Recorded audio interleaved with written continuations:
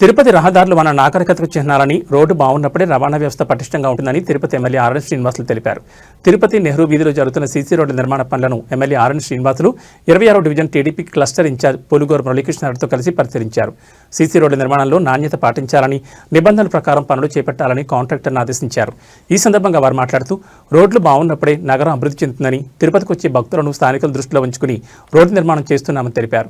నాణ్యతలో రాజీ పడకుండా పనులు చేస్తున్నట్టు చెప్పారు. ఈ కార్యక్రమంలో ఎమ్మెల్యే వెంట కూటమి నాయకులు రాజారెడ్డి, జీవకనసుధ, గెంజి సుధాకర్ రెడ్డి, సూర్యనారాయణ రెడ్డి, రాజాశంకర్, విజయ్ ఉన్నారు.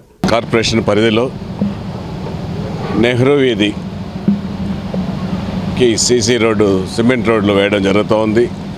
దాన్ని ఈరోజు మన క్లస్టర్ ఇన్ఛార్జ్, సీనియర్ నాయకులు, తెలుగుదేశం పార్టీ నాయకులు పులిగోరు మురళి గారి ఆధ్వర్యంలో ఈరోజు ఈ యొక్క రోడ్డు పర్యవేక్షణ జరుగుతూ ఉంది. ఈ రోడ్డు 130 మీటర్ల పొడవు ఉంది. దాదాపు 6 మీటర్లు, 7 మీటర్లు, 5 మీటర్ల వెడల్పుతో చాలా పట్టణంలోకి, ఓల్డ్ సిటీలో ఇది ఈ రోడ్డు మెయిన్ రోడ్డు. మన బస్టాండ్ నుంచి ఇటు గంగమ్మ గుడికి ఇవన్నిటికి కూడా ఇది క్రాస్ రోడ్డు, అడ్డవీధి. చాలా ఉపయోగకరమైన ఈ రోడ్డుకు ఎంక్రోచ్మెంట్లంతా తీసి రోడ్డు వెడల్పు దాదాపు 7 మీటర్లు, 8 మీటర్లు, 5 మీటర్లు తక్కువకుండా ఈ యొక్క రోడ్డు నిర్మించడం చాలా సంతోషంగా ఉంది.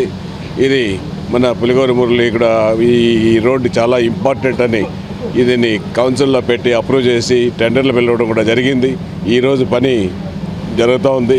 త్వరలోనే పూర్తయితే ప్రారంభోత్సవం కూడా చేస్తామనేసి కూడా ఈ సందర్భంగా తెలియజేసుకుంటూ, ఇంకా భవిష్యత్తులో తిరుపతి పట్టణంలో ఈరోజే మన 50వ డివిజన్లో భూపాల్ లేఅవుట్ కాలనీలో 2 సిమెంట్ రోడ్లు, 2 భూమి పూజలు కూడా చేయడం జరిగింది. ఒక పార్కు కూడా ప్రహరీ వాళ్ళు కూడా నిర్మించడం జరిగింది. తిరుపతిలో గత ఎన్డీఏ కూటమి ప్రభుత్వం వచ్చిన తర్వాత అనేక రకాల పనులు దాదాపు 50 నుంచి 60 కోట్ల రూపాయలతో సీసీ రోడ్లు, డ్రైన్లు, ఎలక్ట్రిఫికేషను ఇవన్నింటినీ కూడా ఒకటి తర్వాత ఒకటి చేస్తున్నాము.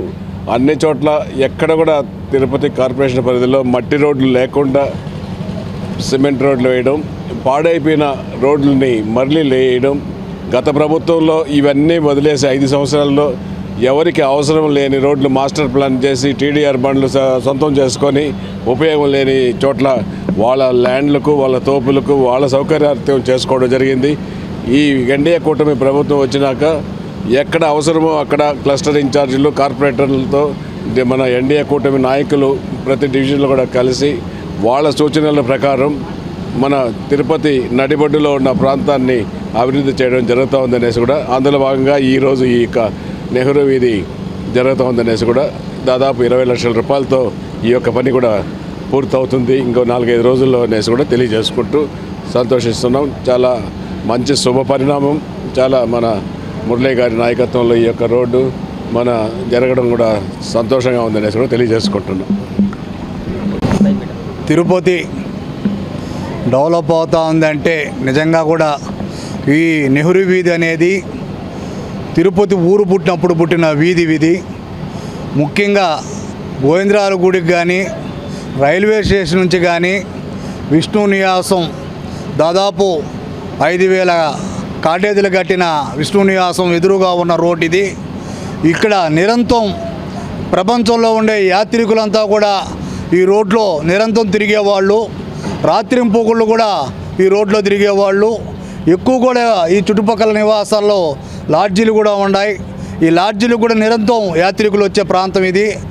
ఈ రోడ్డుని డెవలప్ చేస్తే తిరుపతి భారతదేశంలోనే తిరుపతి అద్భుతంగా ఉంటుందనేసి బయటూరులో యాత్రికులు చెప్పుకుంటారని మేము తిరుపతి ఎమ్మెల్యే గారికి వినవించుకోవడం జరిగింది. వాటి తరఫున వెంటనే ఎమ్మెల్యే గారు కూడా మున్సిపల్ అధికారులకైతేమి, కమిషనర్కి కూడా వాళ్ళకి లెటర్ రాసి ఇమ్మీడియట్గా తిరుపతిలో యాత్రికులు తిరుగుతున్నారు, అక్కడ వేస్తే భగవంతుడికి సేవ చేసినట్టు అవుతాం మనం అందరం. అంతో ఇంతో నేను తిరుపతికి భగవంతుడు వెంకటేశ్వర స్వామి దయతో ఇక్కడికి రావడం, ఎమ్మెల్యేగా నిలబడడం, కనీయని ఎరగిన చరిత్రలో దాదాపు 63,000 మెజార్టీతో ఈ తిరుపతి ప్రజలు నా మీద నమ్మకంతో గెలిపించుకున్నారు. వాళ్ళకి రుణం తీర్చుకునేదానికి అదేవిధంగా భగవంతుడు ఆయన పాదాల దగ్గర రుణం తీర్చుకోవాలంటే ముఖ్యంగా యాత్రికులకి సదుపాయం కల్పించాలనేది నా ధ్యేయం అని చెప్పి ఆ రోజు కమిషనర్ గట్టిగా చెప్పి ఈ రోడ్డు దగ్గరుండి వేయిస్తా ఉన్నారు. దాదాపు 20 లక్షల రూపాయలు వర్క్ ఇది. మిగతాది ఎక్కడ కూడా తిరుపతిలో మిగతా రాష్ట్రంలో కూడా ఫండ్స్ తక్కువగా ఉండి కొరా జరుగుతున్న టైంలో ఎమ్మెల్యే గారు దీనికోసం తిరుపతి కార్పొరేషన్ కోసం మున్సిపల్ ఫండ్స్ కోసం నిరంతరం కష్టపడుతూ అధికారులతో మాట్లాడుతూ ఫండ్స్ తెప్పిస్తూ దీన్ని ఒక్కొక్క ప్రణాళికంగా దీన్ని డెవలప్ చేసుకుంటా తిరుపతిని పోతున్నారు. ముఖ్యంగా మా వార్డు తరపున మా చుట్టుపక్కల ఉన్న వాళ్ళందరి తరపున మేము ఎమ్మెల్యే గారికి కృతజ్ఞతలు తెలుపుకుంటున్నాం.